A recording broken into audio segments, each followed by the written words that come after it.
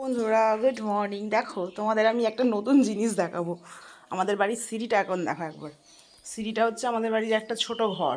এই দেখো, এখানে হচ্ছে জামা প্যান্ট রয়েছে। এই যে এইগুলো ধোয়া হয়েছে 3 দিন ধরে, এখনও গোছানো হতে পারেনি। এগুলো ফেলে দিলেই হয় না, এখানে সাজানো আছে। এই যে ঠাকুরের বাসন এইখানে, তারপরে সব সিঁড়ির ওপরেই সব সাজানো, বুঝেছো? মানে তোমাদের বাড়িতে কার এরকম কন্ডিশনে রয়েছে আমাকে একটু জানিও প্লিজ।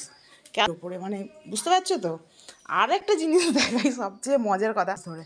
এই যে একটা, দুটো, তিনটে, চারটে, এই যে ঢাকনা, এটা হচ্ছে খালি বক্স, এগুলো কোনো কাজের নয়। তো যাই হোক, এগুলো ফেলে দিলেই হয় হাত বাড়িয়ে। এই ঢাকনাগুলো কোন কাজে লাগবে না, যদি কখনো কোনো কাজে লাগে তো ভালো কথা। থাকা বক্স কোনো কাজের নয়, নোংরা, ফেলে দিলেই হয়। প্লাস্টিকগুলো 4 দিন ধরে এখানে রাখা রয়েছে, যে ফেলে দিই হাত বাড়িয়ে, নোংরা নিতে আসে সেই দিদিদের দিয়ে দিই না, এইগুলো জ্বালিয়ে দিই, বিক্রি। পুরো সিঁড়ির ওপর পর্যন্ত, ওখানে নয় ঠিক আছে, ওপর দিকে জলের ওগুলো রেখেছে। আর আমাদের জামা কাপড়ের যদি তুমি দেখো তোমরা হেসে হেসে মরে যাবে। বাথরুমে সাবান রাখার আছে, আবার এখানে একটা সাবান, এই যে ওইটা কিন্তু সাবান, তো ওখানে সাবান রাখার জায়গা, কি বলবে।